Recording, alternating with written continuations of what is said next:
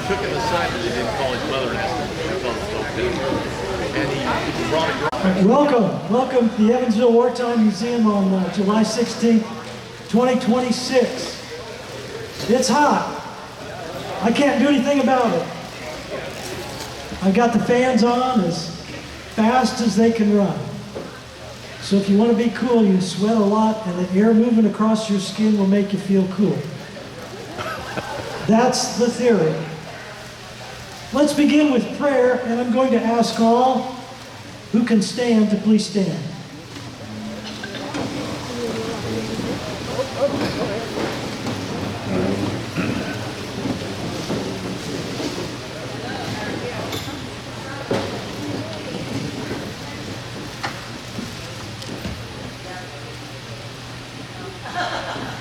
Please bow with me. Lord, our Holy Father, we give you thanks that we can gather in this country in freedom. We give you thanks for the food that we have. We give great thanks for those who sponsor this program, the Bronstein Foundation. We always remember those who serve in the military, who have served, who are serving. And our prayer is always that the leaders of our country, our military leaders, would proceed forward with your guiding hand and the wisdom that can only come from you. This day, we ask for your help with relief from spiritual and emotional weariness. And we ask you to guide us on the path of life, to fill our homes with wisdom, joy, and peace. We have thanks that we offer for our speaker today and the shared story that will be presented, a story that should resonate with all of us. We ask for your guidance in the days ahead. In your name, amen. Amen. Please join me for the Pledge of Allegiance. I pledge allegiance to the flag of the United States of America and to the republic for which it stands, one nation, under God, indivisible, with liberty and justice for all. Please remain standing while Larry Head leads us in our national anthem. Thank you, John. Oh, say, can you see by the dawn's early light what so proudly we hailed at the twilight's last gleaming, whose broad stripes and bright stars through the perilous fight o'er the ramparts we watched were so gallantly streaming, and the rocket's red glare, the bombs bursting in air, gave proof through the night that our flag was still there. Oh, say does that star-spangled banner yet wave o'er the land of the free and the home of the brave? Thank you, Larry. Everybody be seated, please.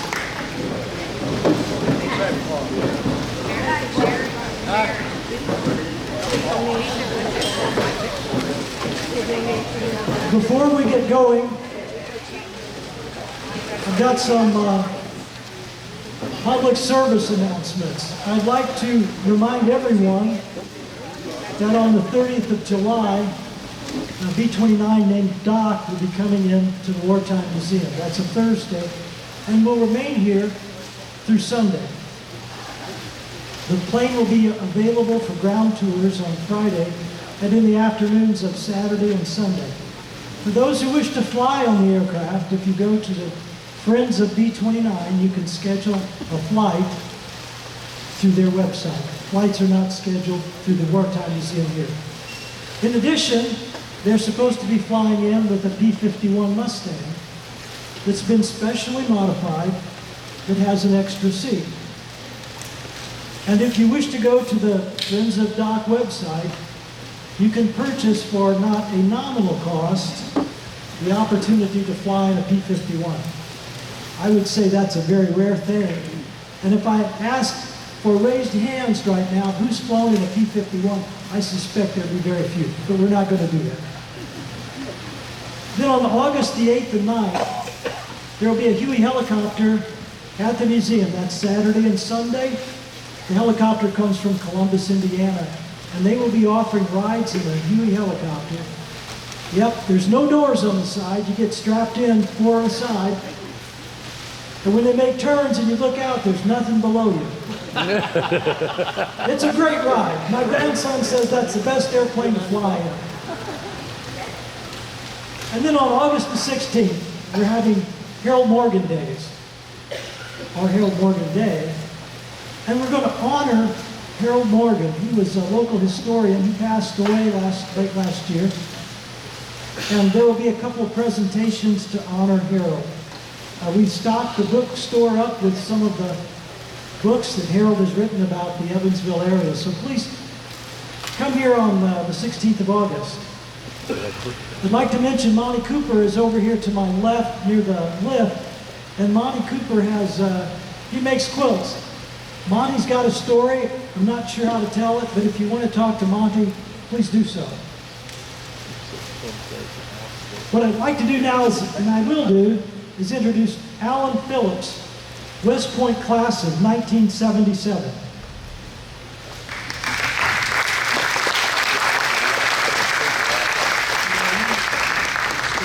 My name is Alan Phillips, and I graduated from the Military Academy in 1977. Here we go. All right. I graduated from West Point in 1977. But about a year and a half before that, on October 7th, 1975, President Ford signed Public Law 94-106, which allowed for the admittance of women to the all-male, federally funded service academies, which included West Point, Annapolis, and the Air Force Academy. I was a third-year cadet or junior at the time, and at that point in time, we knew that significant changes were in store for both the Academy and for us. And then on July 7th, 1976, 119 women joined the first class of that class to go into West Point, and Kathy Silva was one of those women. So, after 174 years of being an all-male institution, West Point was admitting women. And to say that made for a very interesting, challenging, and exciting year would be a bit of an understatement. As a senior, I was part of the summer detail that trained the new cadets, and that's where I first met Kathy, and we're very fortunate to have her here today. And we've stayed in contact for the last 50 years. And in 1980, she became one of the 119 that came into West Point. She was one of the 62 that actually graduated. It's also interesting to know that exactly 9 days ago today was the 50th anniversary of the first women at West Point.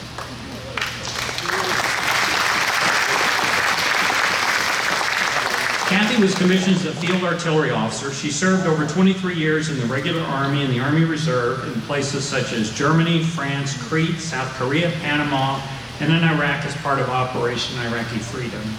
Her military background includes time spent in artillery, logistics, transportation units, and organization. And subsequent to her military time, she continued to serve veterans by working as an administrator at a number of national veteran cemeteries until her final retirement in 2018. She now spends much of her time as an advocate for service women in support of the Military Women's Memorial at Arlington, Virginia. And I will turn it over to her and she can tell her story.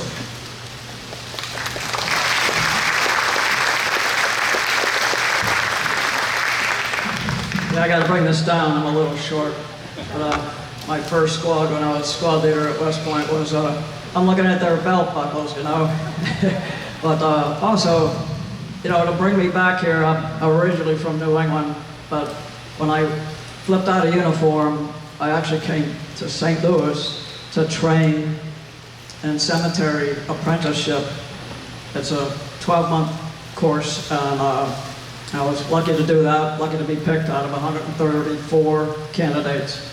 So it was very, very competitive, and I enjoyed doing that. So I'm here for the Lunch and Learn.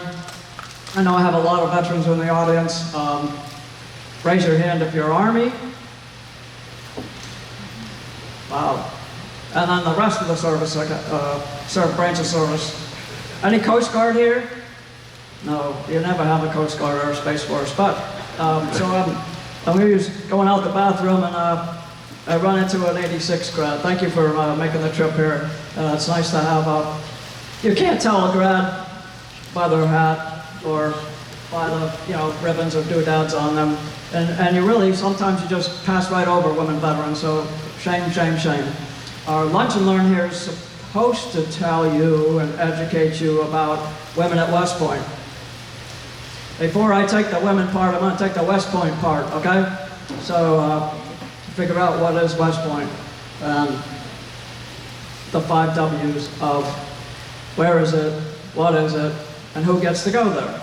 So, West Point was established in 1802 as originally all-male institution to train the colonists how to build forts, because we didn't know how to build forts. It was, you know, Fort Pitt, the old fort in Pittsburgh, was built by the French or other Polish. It was usually an immigrant's skill set to build the forts and be engineers. So Washington noticed, we need to train these folks. So that's what we did. Established in 1802 to actually train to be engineers. The curriculum was always engineer, math, science heavy, all the way through 1983, which I didn't know if you knew that, but so Al and I both have engineering degrees. We really didn't have a choice. However, all-male institution till, let's see if I can get this pointed that way. All right, so it was all-male institution until the law passed, as Al says. You know, it wasn't really a choice that West Point had. Well, they had a lot of consternation about that, but they also had no choice.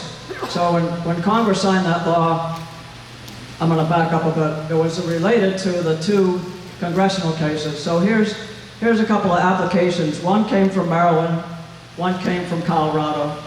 And those 2 congressional districts, the applicants were, of course, women, but the Naval Academy had this gal who was already working on the sea. She had her own little boat, a little vessel, and she was already pretty well trained and seaworthy.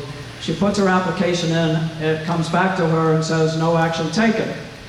The one in Colorado, this gal's already got her pilot license, and same thing happened. She applies, her application comes back, no action taken, rubber stamp. So the districts had heard about that, one being in Colorado, especially local, was Patricia Schroeder. Now, if I go back to the 1970s, I know I was only 2 years old there, right? But I go back to what society's doing in 1970. You know, you got women coming in to the workforce, and they're not used to that. It's a very male-dominated labor force. You have, you know, more of a propensity for women to stay home and be the homemaker, but women wanted to be valued. And I'm probably talking to the generation that understands that. And, you know, the homemaker part wasn't really a valued, you know, you're raising kids, but guess what? You know, that, even though that doesn't earn any income, my mom raised 9 of us, you know, it was a tough job. So those 2 districts got together, proposed legislation, because they couldn't get their arms around, why are you neglecting to bring in 51% of the citizens? They deserve the same education. Oh, by the way, it was right after the 1964 Brown versus the Board of Education where African Americans could come in. Think about that. African Americans, usually the first ones that kind of break that barrier first, and then the women come behind them, normally. So I have up there, you know, admissions. They did a nationwide communications. Meanwhile, here's my timeline, was I'm going with my mom in 1972, right around, you know, Vietnam hasn't finished up yet, so, and we still have the Selective Service Act and the draft. So I'm going to the post office with Mom, and my oldest brother was playing football. He passed out on the field. He had a heart condition. And so, well, I gotta get the card to register your two brothers. They're both older than you. And I'm like, Mom, you can't do that. You know, you can't register. My oldest brother is Ed, and my next older is Pete. I'm like, well, you need to register me. What's your knife says, no, it's just for the boys. I'm like, come on, you know, it's my country too, right? So I got a little angst about that, and she had to put me in my place. But after that, I finished up. There's actually YouTube on this. I finished up my basketball practice in high school. I played all 12 months. I played a sport. So it was field hockey in the fall, basketball in the winter, and I did softball or track in the spring. And then in the summer, non-school months, I did a traveling softball team, which was really fun.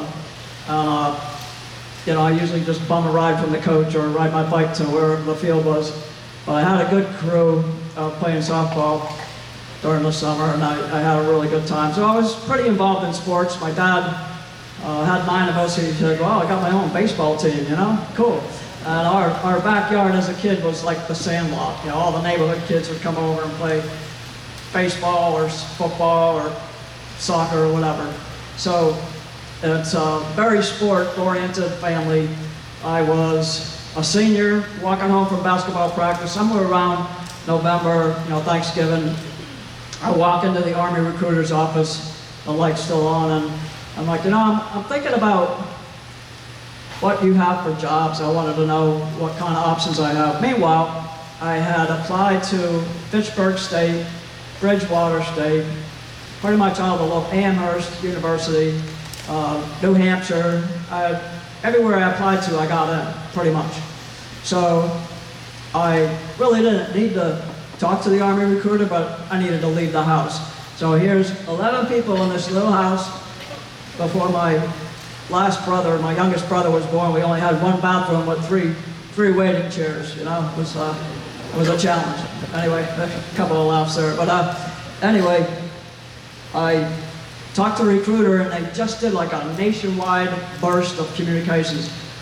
He asked me, I looked like the nook of the door, so I had my rucksack on, my calculus book in there, my French book in there. I was taking all a bunch of AP classes. You know, what's your rank in class? The recruiter asked me. What are you doing for sports? What are you doing for the community? Oh, by the way, my mom likes to sing at church. We established a folk mass group, and she lugged me around to play guitar. So I was doing that on my Sunday. So I really had a kind of a stacked week. And the recruiter says to me, wow, you're involved in this. Your rank in class is pretty high. Your SAT scores are pretty healthy. And he says, enlist in the Army? No, you should try for West Point. I'm like, West Point? What's that? Literally, that's what came out of my mouth. So, you know, full circle, it's biting me in the rear end right now. So I'm going to tell you what West Point is, right? Engineering school. And it goes off of, you know, so I was really happy about my athletic involvement, my community involvement, my SATs. I'm pretty high up there as scholar athlete. And he says, you should try for West Point. This is November. The law just passed. I don't know anything about the place. And so I start the application process, which has a deadline, December, January, February 10th is the deadline. So I'm kind of racing against the clock. Meanwhile, my high school classmate that goes to my same math classes, Mark Sargent, has already finished his, and he got the word that he's going. So, same hometown, little rinky-dink town, North Reading, Massachusetts. It's just north of Boston. But he got in, he got word. It's on those 4 pillars. I'll talk about each one of them. but before I even get to West Point, you know, character, physical, leadership, and moral and ethical values, that's pretty much, as a kid, how I was raised. So, you know, remember I was telling you that I played softball in summer. So, my senior year, I finished all the application to-dos. It's spring. Mom takes me in April to go visit on-site West Point. We go through the admissions office. Initially they tell me, oh, you're not a good candidate. My father's like, wait a second, you sure you got the right folder? And the admissions office like, oh, no, I got the wrong folder. I gotta change gears and pull out the real Kathy Sylvia folder. Totally changes the tune. Oh yeah, we want you. And I got to spend half a day to see what the day of the life of a cadet was. And then we went home. And so then I play waiting game from April to May. So then I'm in the marching band, high school senior. It's late May because Memorial Day is around the corner. So what am I graduate high school June 4th. So out comes running my guidance counselor in her little sundress just before Memorial Day, and she yells through the fence and says, Kathy, you come see me after this. I can't do that. I got a class. I got to go to calculus. She says, I'll write you a pass. You come to my office and don't forget. So, okay, I'm in trouble. You know, what else is new? So I go to her office and my mom's sitting there. Oh, now I'm in double trouble, right? So the mail had just come at 10:15 and I got a little postcard. You've been accepted. You have 72 hours to respond or we will give your slot to somebody else. It's like, holy smokes. So that was a discussion that night at dinner. Of course, I ended up going because I was the fourth kid out of 4 to go to college. Mind you, there's 5 siblings behind me. So Dad's engineering job, you know, only could go and stretch so far. So I take my traveling softball teammates. We're going to game 7 and I'm up at bat. That's why the picture of the batter there. And I said, actually I didn't say anything. Well, it's funny. As I'm up at bat, I think we're in Burlington or some other town, Andover. And the ump's having a discussion with me. So I hear you're going to West Point. Ball 1. and the catcher's in between us. I don't know what the catcher was thinking. But that would have been an interesting question. So, are you excited? You're anxious? You know, and then the next pitch comes, oh, ball 2. And I'm like, I couldn't even focus on the ball. I'm like, well, I'm a little bit of both, you know, but well, it's my last game, so I'm going to make the best of it. And it was kind of funny. Everybody around the whole region came to bat for me. It was really, really fun to hear them. But this next one up here is actually a picture of my classmate, Nancy Goodwa, who is reporting to the men in the right sash. You had to do that on the first day. So these are actual pictures of the first day of getting there. You have a little tag hanging from your hip that says you got to stop here, stop there, get a haircut, do this, do that, pick up all this menagerie. And you have to take a poster photo in a one-piece bathing suit. So I guess that was one of the things they had to figure out, what was our one-piece swimsuit going to look like. Well, they figured that out. We got us gym shorts, and that's actually me. I don't know why that's up there, but anyway, I'm doing a pull-up. So before I get to West Point, they test you on the athletic savviness you have, and I got tested in my high school gym, and it was a timed event to hold your chin up on a bar. So there's 2 NCOs timing me, and they literally said to each other, break out a Snickers, I think she's gonna be there a while, you know?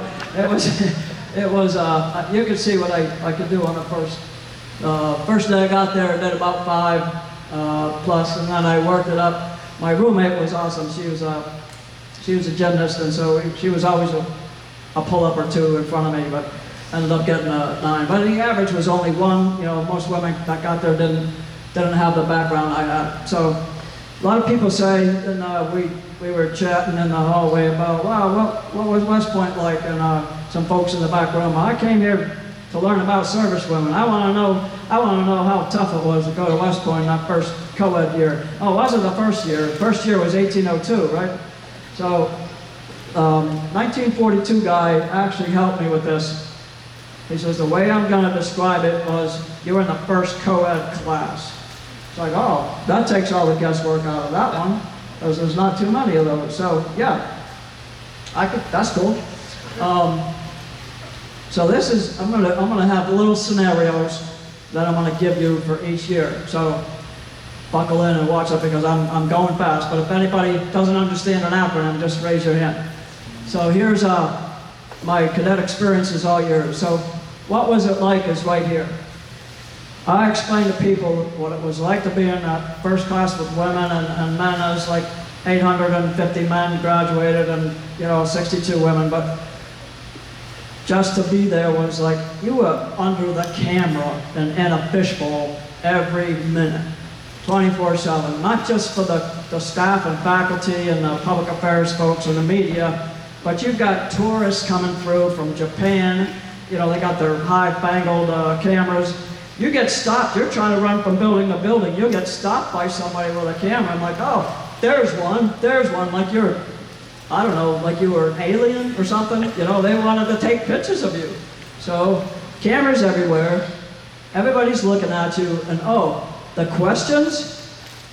So they wanted to research us to death. Okay, they'll ask you, what sports do you want to play? So you answer that. And it got to be that every survey in question for the women, they didn't go to the guys. So it was just for the women. They were measuring our body fat percent.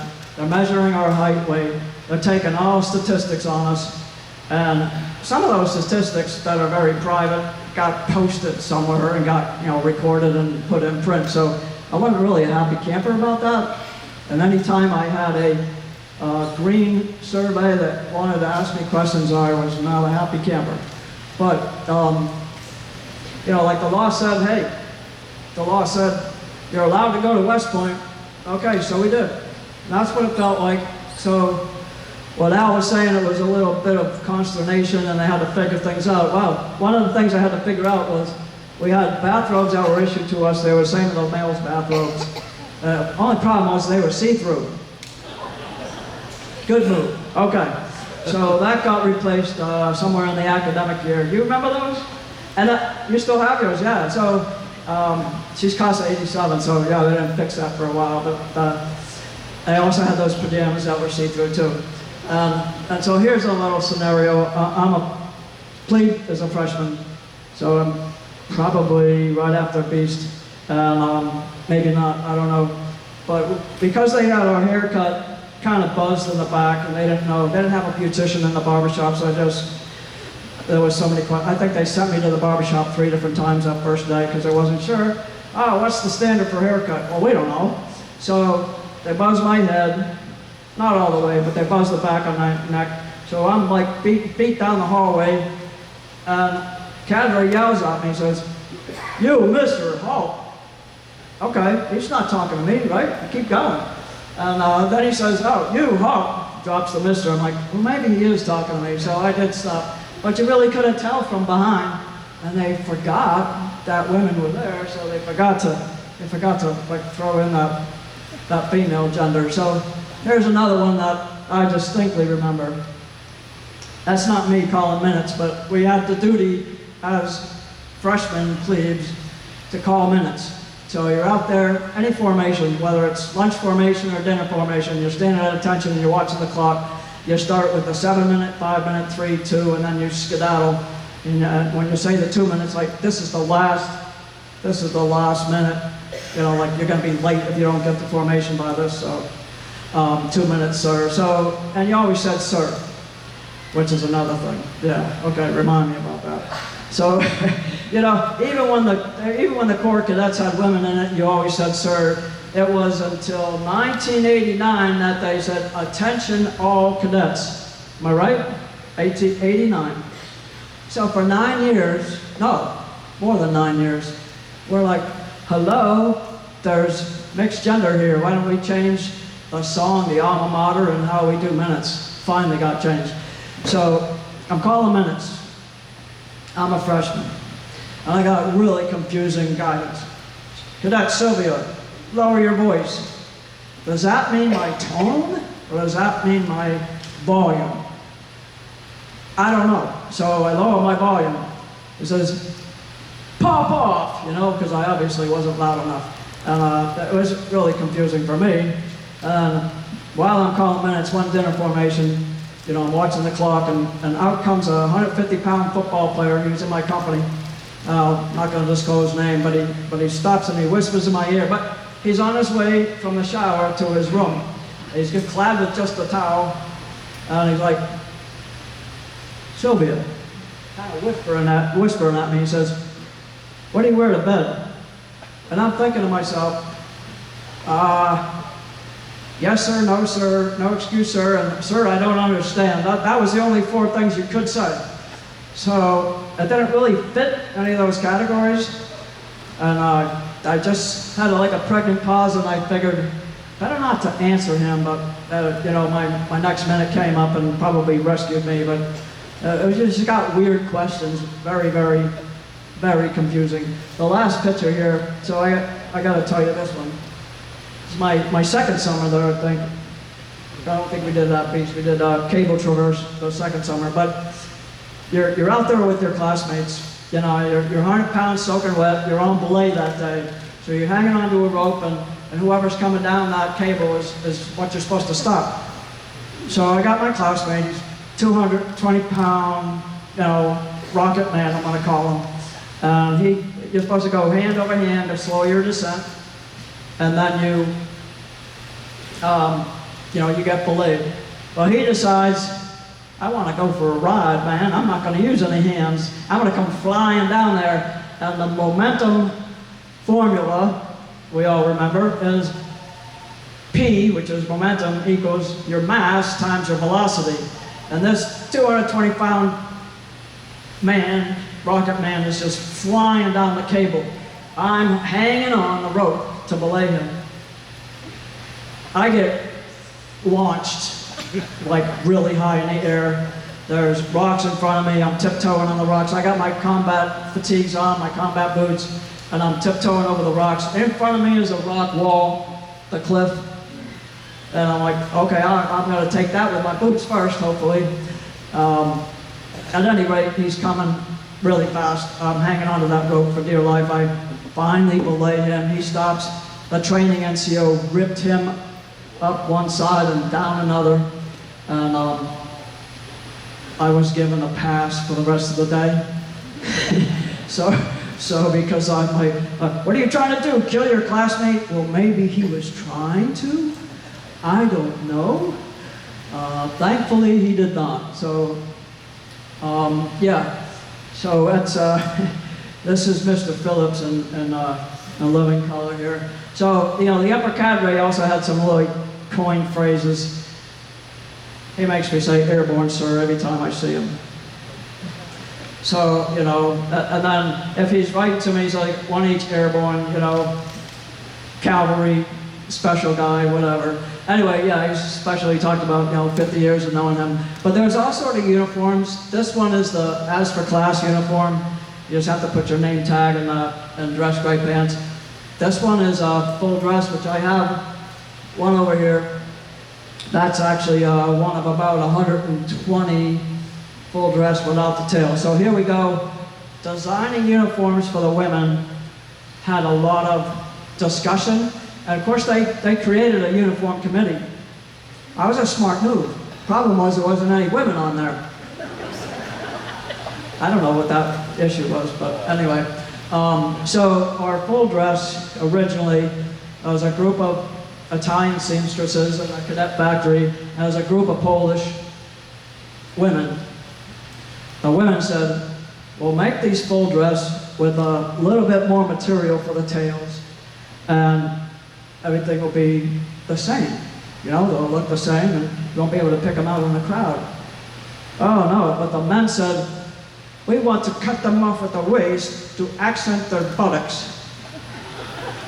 So think of it, you know, you're a short person, and the short people go in the back rank, and you're in pretty... Even the guys shake their heads about that one. And yeah, thank you. Thank you for Yeah, what was that? What were they thinking, right? Holy smokes, man.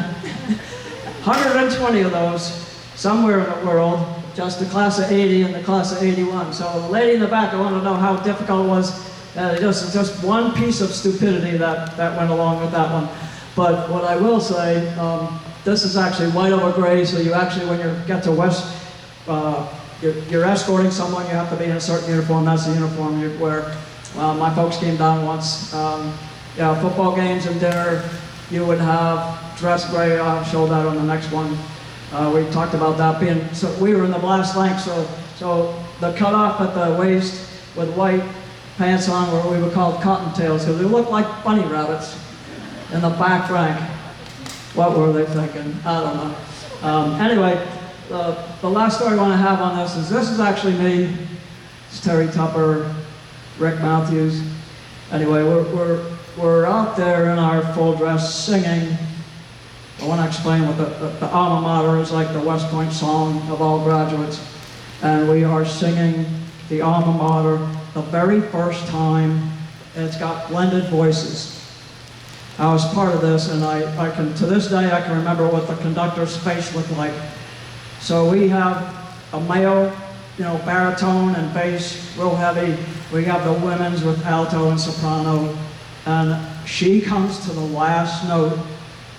You could hear a pin drop because those blended voices added something different and something spectacular to that harmony. And to this day, I wish that it was easier to sing in harmony the alma mater with mixed voices than it was to go through West Point. But it really did sound fabulous.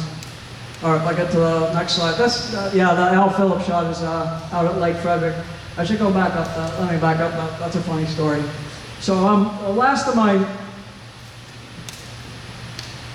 let me see, get me there, yep. So the last of our summer boot camp, as I call it, somebody on Facebook didn't like, oh, West Point they don't suffer through boot camp. No, they suffer from something a lot more intense. But here he is, we're out at Lake Frederick and we have to put our pup tents up. And for some reason, I have no idea, Esther Phelps brings my guitar out to Lake Frederick. Now, first of all, when I went to West Point, I had my left hand on my guitar, my right hand on my manual Galaxy 12 type.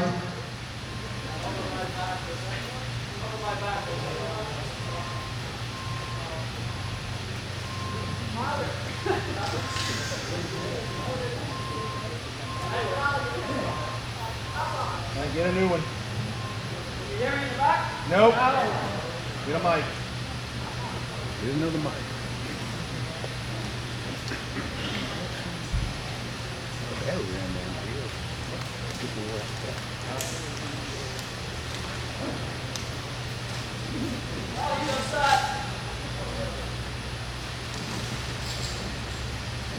So over my backside, crisscross on my chest, is a gym bag with all my, so many issues of underwear, pantyhose, a slip, blah, blah, blah, athletic socks. I'm not sure if we brought sneakers, maybe. But the first thing they grabbed out of my hand on reception day was, crap, you can't grab my guitar. That's my sacred, oh, you'll get it back, you'll get it back. So this guy goes and he grabs my guitar to bring it out to Lake Frederick because he knows that we're going to have some chill out time and play some songs. So anyway, it didn't get wet, it didn't get broken, and we did play a few songs. Although I got into trouble there because the tactical officers thought that everybody was calling me by my first name. How come everybody's calling you Sylvia? That's your first name, right? Like, no. That's my last name. Well, then if that's your last name, what's your first name? I thought he was like, razzing me. I think he was just busting my chops. So it was Captain Harris. He was all right. But I want to talk to you about, one of the pillars was leadership, right? So none of the none of the guys there were thinking, women can't lead, and even if they were put in that position, I'm not going to listen to them, I'm not going to follow. They don't know what they're talking about when it comes to military, you know, patrolling and all that. You know, that's just, they're not cut out to be combat people. So this picture is my squad. The squad leader is this gentleman, his name's Mike White. He's class of 78, so he's 2 years in front of me. He edges his leg. He says, Kathy, I'm giving you the squad. It's my second year there, so it's a little early. You know, usually it's your junior year that you are in charge of the squad. But Mike's got a busted leg, and he says, well, I want you to make sure that the freshmen plebes are squared away, they get to formation on time, and they don't have any hiccups. So for like 6 weeks, while he's mending his leg, he gives the squad to me. And he's got this, you know, already the stereotypical thought that, I don't think women can lead, blah, blah, blah, blah, you know, we'll see what happens. You don't get the opportunity to show what you can do and demonstrate that, they never will have their stereotypical attitudes change. So that whole event actually helped me with leadership. I ended up being a year in front of my own classmates, being a B squad leader as a junior. Normally that's what you do in your first class year. And this is, so this is actually the football uniform.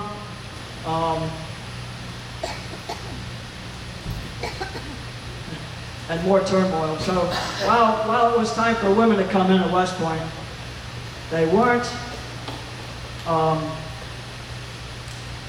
Just because the law changed doesn't mean that everybody had to be okay with it. You know, and they weren't really sure. Well, something else was going on.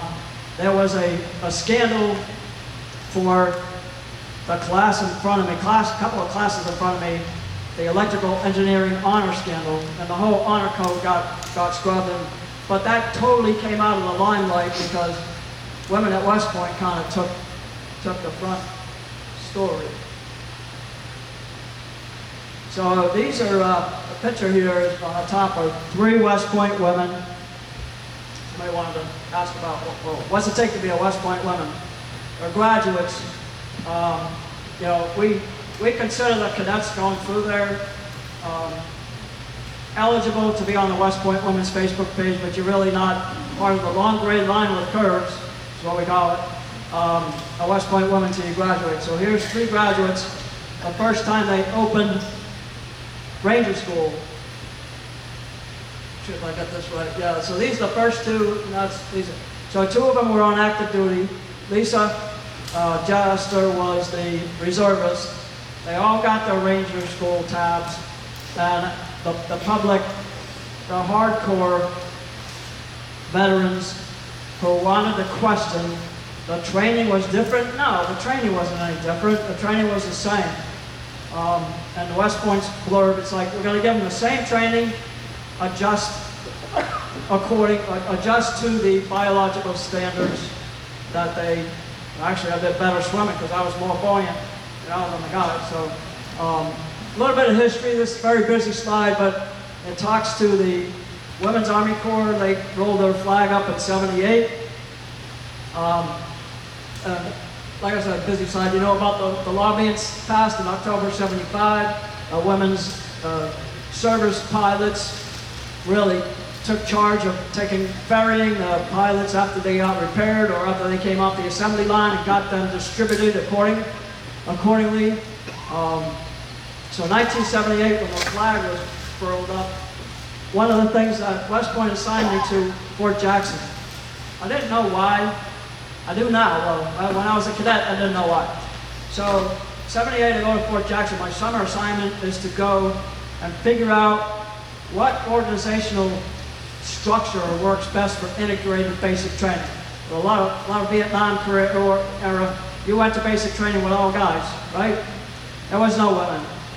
So this was a first iteration to try to figure out, should we have 3 platoons of guys and 1 platoon of women, which is what I had, or should we have 3 squads of guys, 1 squad of women, and do it that way? So they actually tried 2 posts, Fort Jackson and Fort is it Bragg? Not Bragg. Second post. I don't remember the second post. It might have been Benny. So 2 posts were guinea pigs, if you will, to try different organizations to do the integrated basic training. And I really liked the 3 platoons of guys and 1 platoon of women. We were on the same training cycle, but you could focus on the different hiccups that the women had, whether it was, you know, doing the little penny trick and firing an M16, or marching, or how the gear fit. They needed somebody that could specialize in that, and I was basically their NCO guru to help not just the basic trainees, but to also help the staff get through that. So, and 83 to 89 was a little bit of turbulence there, because in 83, West Point actually opened and added more curriculum. 89, there was also some engagements like Grenada and Panama. I ended up going to Panama to write, you know, way before the invasion to go get Noriega. I was in Panama March to May of 88. And I never feared for my life in Iraq. In Panama, I was scared out of my wits. We had to travel in civilian clothes.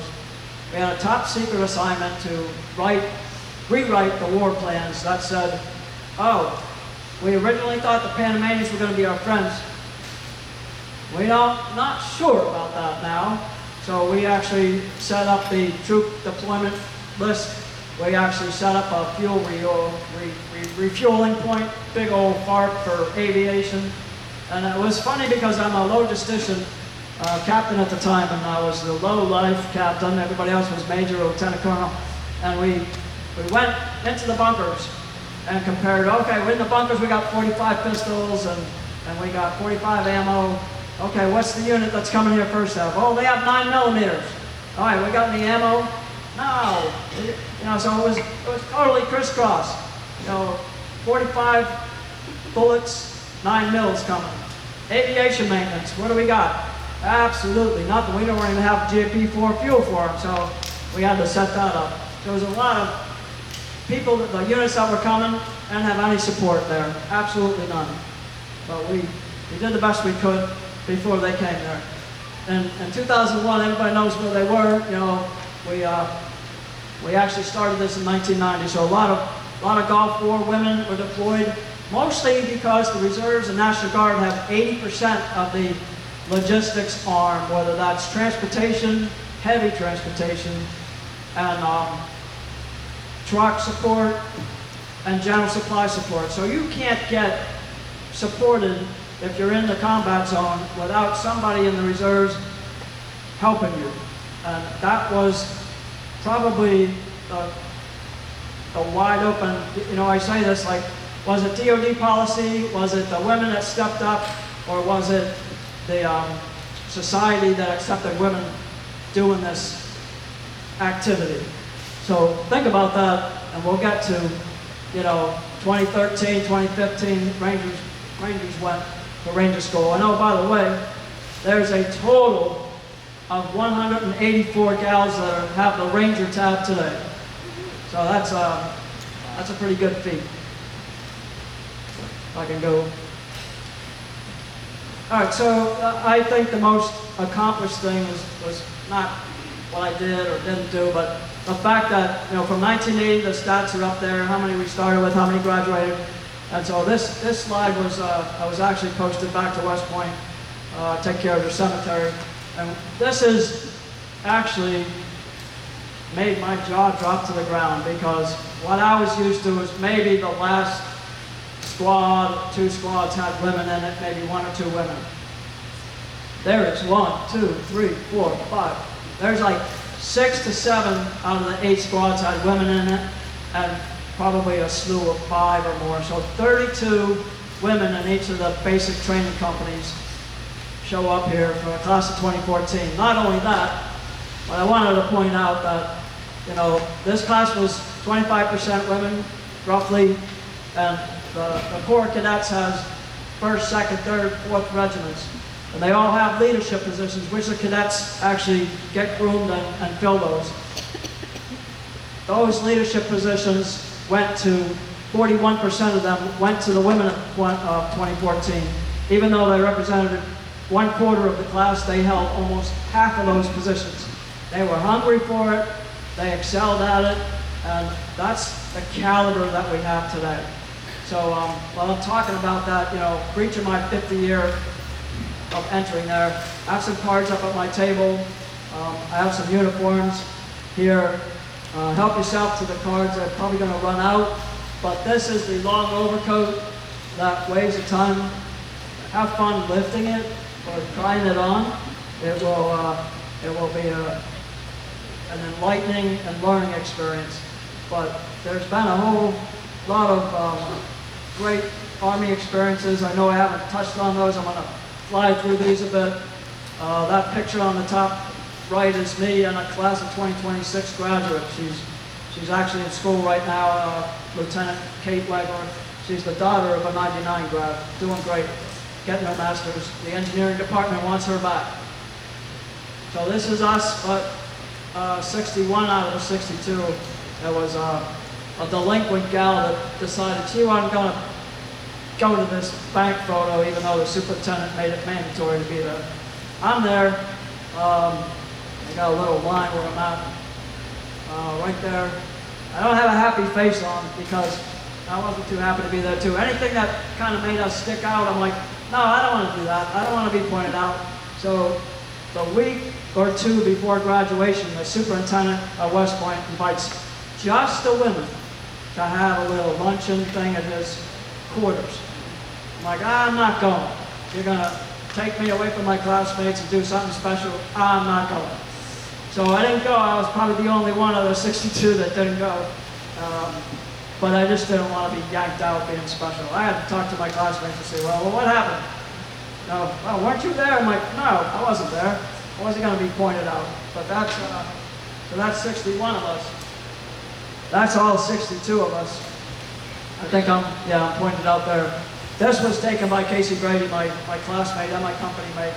And there I am. So we're all in class uniform. It's funny, I have a little question to myself there because I'm glad when they commissioned me field artillery, I was not looking at this statistic. I go through my boxes and stuff, and I'm like, what do you mean there were only 51 commissioned women officers in the field artillery when I walked in? I'm like, that's crazy. There's got to be 6,000 or more now, you know, but there sure wasn't. As a matter of fact, my first assignment to Fort Benning, I'm the public affairs officer for a separate infantry brigade. I always served with the infantry. I don't know why, but you know, the infantry they'll give the women a hard time. So I got cross cannons on, and the infantry battalion commander says to me, he says, Cross, what are you wearing on your collar? Is that Cross rifles? He's yelling from his office door. No, sir, it's Cross cannons. And there's this long, pregnant pause as his wheels are churning. Cross cannons. When did we start putting women in the field artillery? Now, this is 1980, 81. And I'm like, why am I getting questioned about this? It's been around for a while. And I said, well, I know there's Pershing missile commanders, you know, at least 1970, maybe before. And when I was a battery commander, my first sergeants, there I am, having fun with Lance missile. So my battery commander, first sergeant, his wife was in the FDC, the Fire Direction Center, in 1967 as an NCO. So I know they've been in there way before 1970. Anyway, wasn't too many of us. So here I am. That's actually my actual creep firing. We were top missile platoon, only because my guys were great. All my guys, I took care of them. A couple of little quirks I had was, anytime you pick up breakfast, I want a Mermite insert, which is a little container, probably, I don't know, 2 liters or so. I want hot water. Why? Because I want to wash my face. It wasn't for me, per se. It was for the guys that had to shave in Germany. Cold, dry, isn't that miserable? Cold, dry shave, you know, to put your mask on. No. So I take a little bit, put it in my canteen cup, I got hot water, wash my face. The rest of that Mermite insert went to my 9 guys. Hey, you know, take care of them because they're out in the field. But this is equally funny. That's a toothbrush. Obviously, that's my helmet. That's a toothbrush. And I know I'm under the Fire Direction Center camouflage netting, so I must have just come back from the water buffalo, do the spigot, brush my teeth, and wash my hair. I'm not going to put my helmet on my nice washed hair. That's just mess up my hair, So that's what I did. I was a platoon leader for a great bunch of guys. Here they are, and the battery commander was a fabulous guy, Captain Neiman. I still stay in touch with him. He's right here. He lives about 90 miles from my house. So he's trying to develop his platoon leader lieutenants. And this is his practice is, I'm going to give you 2 weeks to be acting battery commander. There's A battery. And he gets Lieutenant A is 2 weeks. He's shadowing his lieutenant.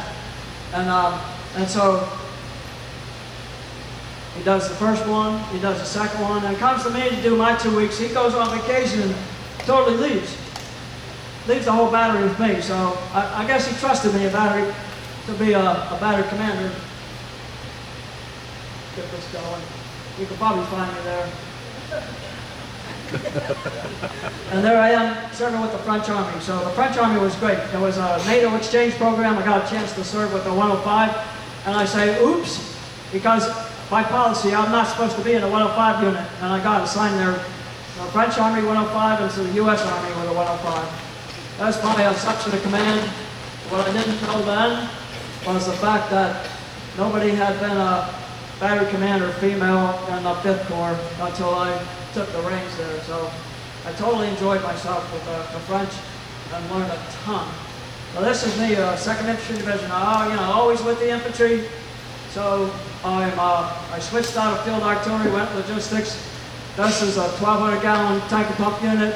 This is my XO boss. I'm the battalion operations officer, and he had an all-female staff. Boy, did he get his knuckles busted. He'd go to these command briefings, and his all-female staff had his statistics and his slides, back in the view graph days, all squared away. And the infantry brigade commanders were like, "We wish we had your staff because you're so squared away.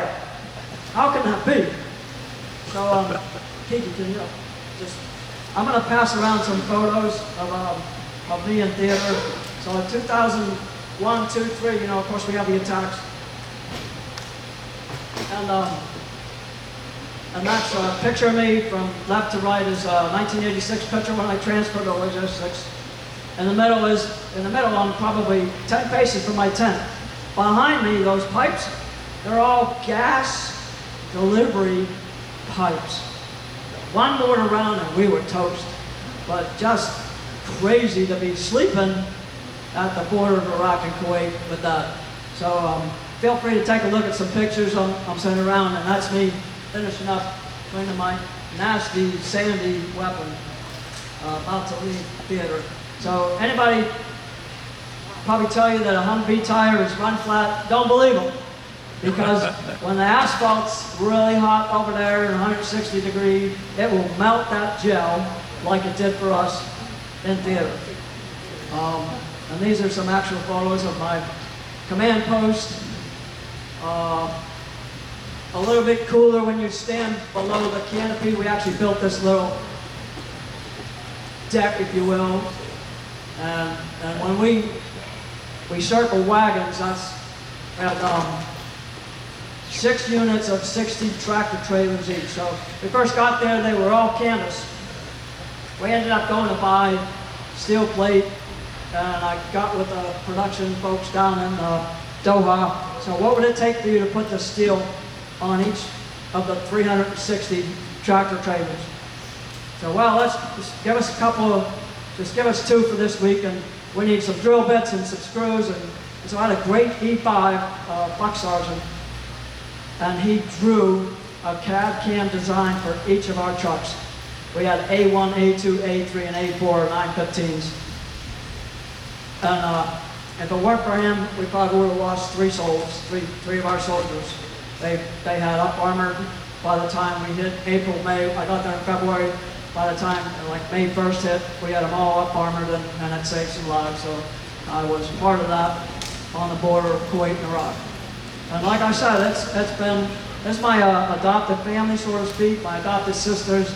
having 5 decades uninterrupted of West Point women go through there, and to see how their talents has increased. Their leadership is just pristine. That's the number right now that we can call West Point women. Today's cadets, they don't know when the service academies went co-ed. They don't really care. They think it's always been that way. That's okay by me. So which one? My last, I think this is my next to the last slide, yeah. So I talked about, was it DOD policy, was it society's kind of norms and acceptance, or was it Army women that actually pushed along this change? Anybody for A? Anybody for B? Oh, you all know the answer, right? C. Yeah, there was definitely women stepping up to make this change happen. So thank you for the ones that served before me, because you helped me do what I needed to do. So questions, which is my next slide, if I can get to it. A couple of websites there you can refer to, but so this is my late dad, my mom, she's still hanging in there.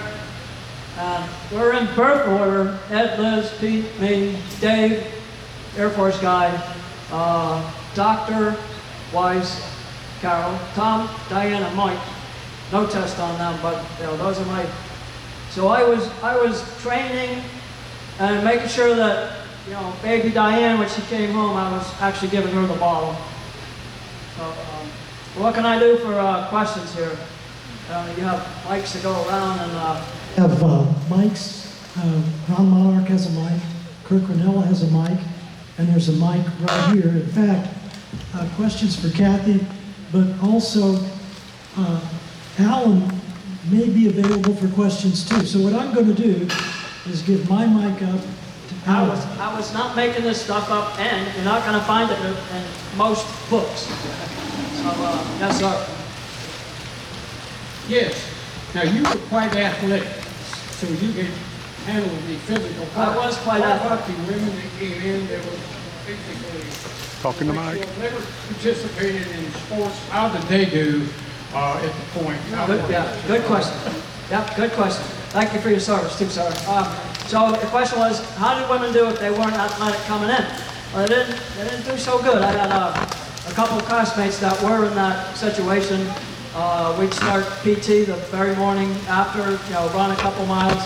But I think in retrospect, the cadre, which you could probably confirm, they took it at a pace that you could handle, and then pushed the envelope, kept pushing. The way I describe it is West Point is an institution that will mold you like clay. You know, you come in there with wet clay, you don't know what the heck's going on. They'll mold you like clay, but they'll stretch you like silly putty. So you got to reach. You know, like me, I'm all of about 5'1", 5'2", and I got to reach a 7-foot shelf. You know, well, sometimes I'm dangling with 2 feet. I got to get up on top of that shelf. And so I did. But they got, let's just say they got personalized attention. Maybe not the kind they wanted to improve. But if I had those in my squad, which I did, I had some gals that couldn't do even 1 pull-up. And we worked on that to get it to the best we could. And then some had the choice that they're like, this is not for me, I'm gonna leave. So good question. I will tell you from the other side of the fence, West Point was paranoid about the women being able to handle it physically. West Point is a very physical place. And so most of the women that they accepted in the first class did have some athletic background, even though women's sports weren't nearly as big a thing then as they were now, but they were paranoid about them being able to handle it physically. So most of the ones they did bring in had some PE or sports background. Next, anybody? Next question? I hope I hit upon the little trials and tribulations that are going through there. But I thank you for your attention. And I thank you for those that served.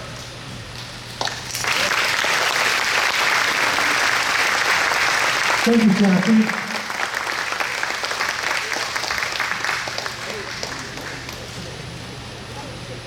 So next Lunch and Share is August the 6th. Donna Bone will be presenting wild and weird things of World War II. Please, August the 6th. We'll see you then.